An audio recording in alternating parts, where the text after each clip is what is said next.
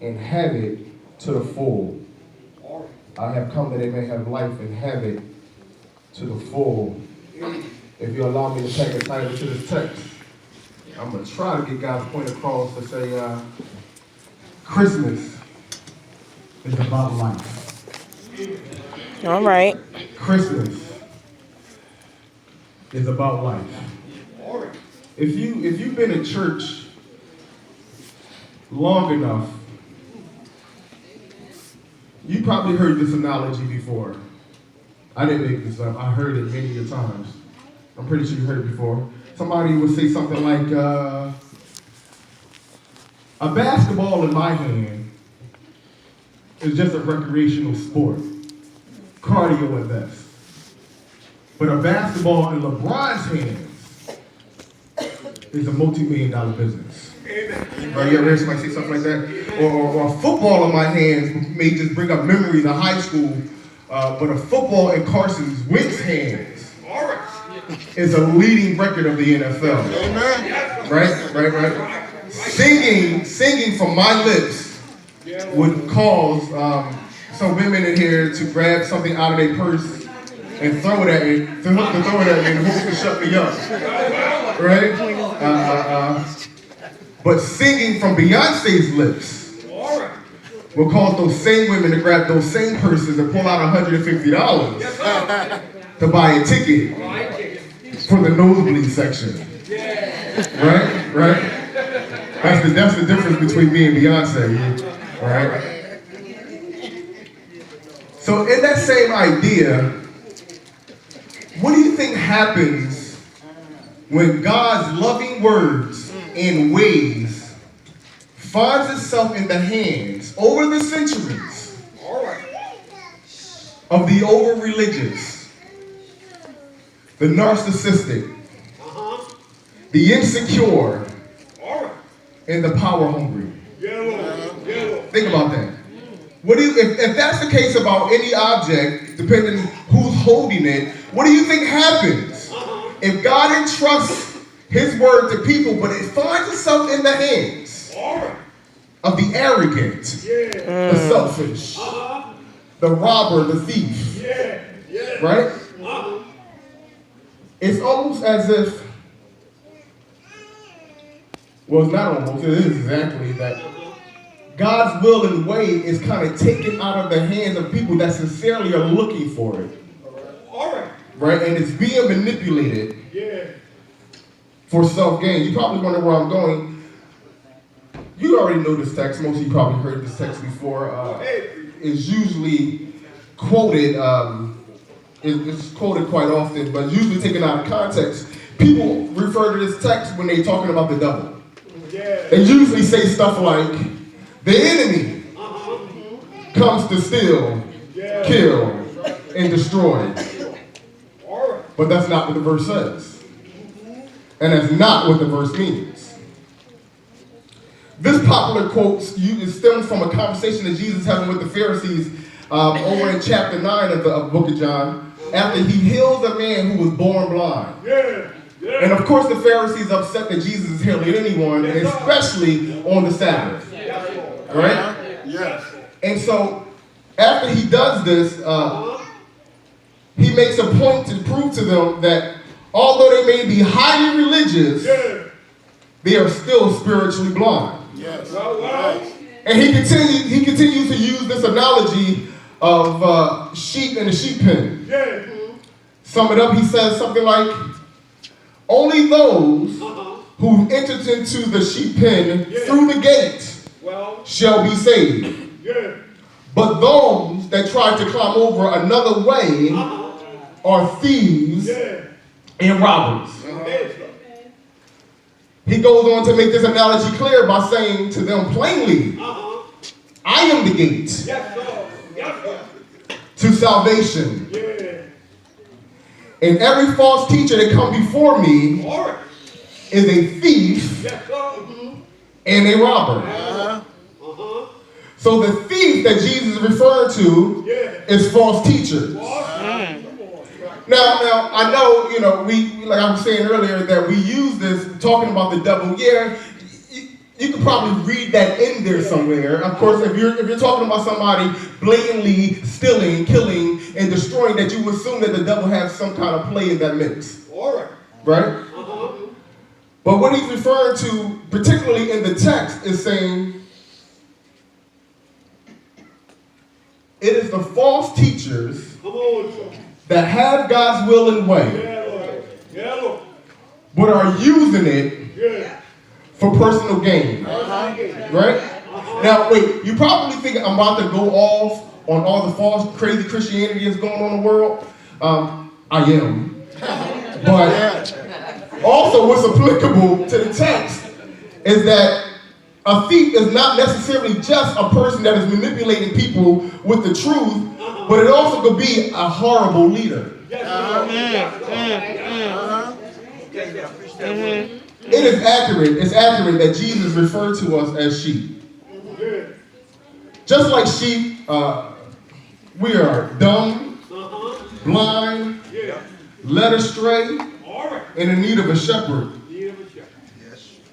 If being preyed on, sheep have absolutely no defense mechanism. Sheep don't run fast. They don't have sharp teeth. They can't fight. Their only defense mechanism, or the only thing they can do when being attacked, is just find their way back to the shepherd. Yes. Which is the same thing, which is the same way about us facing demonic forces. We can all agree in that in this life it can be at times extremely rough, right? To the point where we can admit that at times we need help to deal with some things that this life comes with us. We can also identify that we can get lost in this life, right? And have no idea what to do next.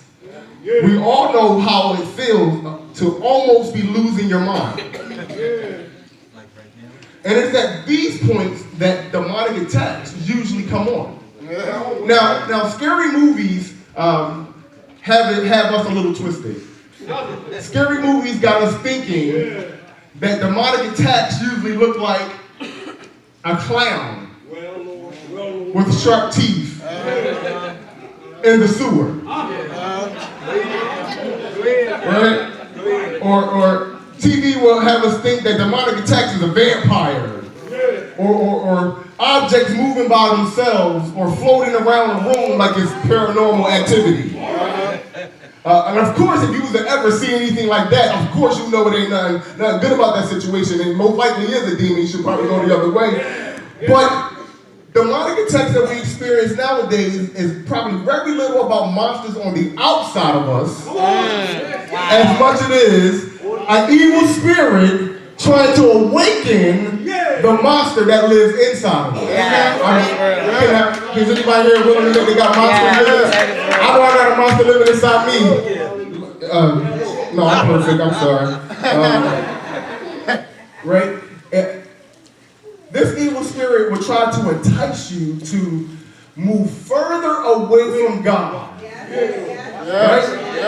And if he was to succeeded in doing that, if you move further away from God, what will usually happen is that you will start desiring and doing things that you know you have absolutely no business doing. Am I making sense? Right? How many, is it just me in here that find yourself in situations like, yo, I thought I was delivered from these. I told God that last time was the last time. Right? I mean, can I tell myself? I got a potty mouth. And if you're close enough to me, you'll know that. And it's not in all in everyday conversation. Like I have some sanctification. Amen.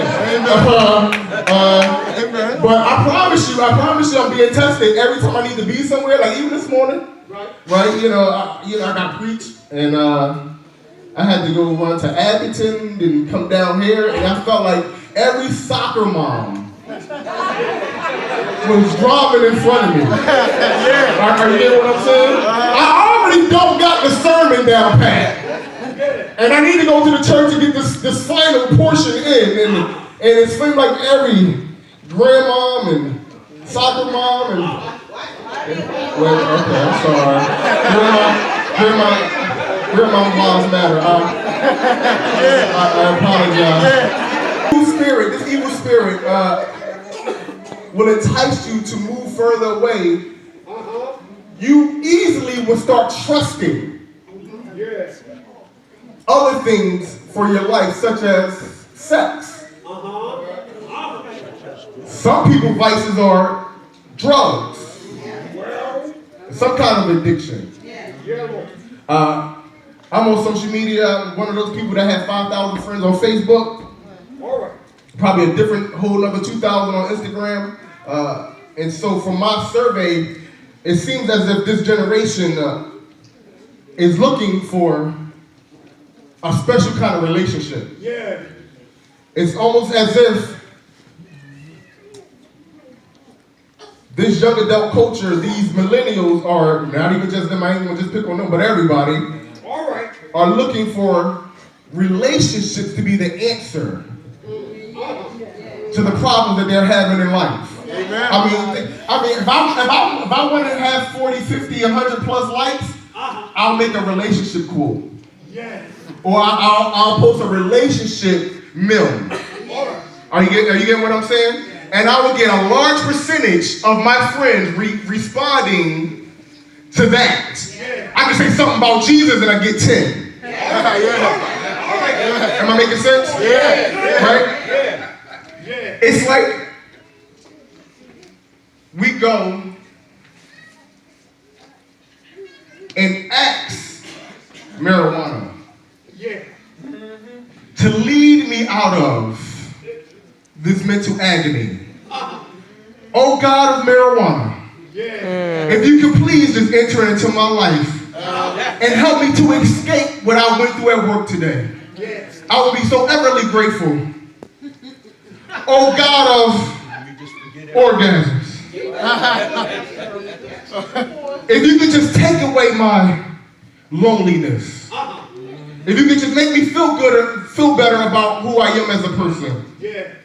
If you could just give me identity, God of drugs. If you could just take away the pain that my parents put there some years ago. Help me escape this earth for the moment. I've come across, and this is real. I've come across women who purposely got pregnant out of wedlock. Amen. All right. With the hopes that the baby will fill the hole in their hearts. It's in these conversations I have, it seems as if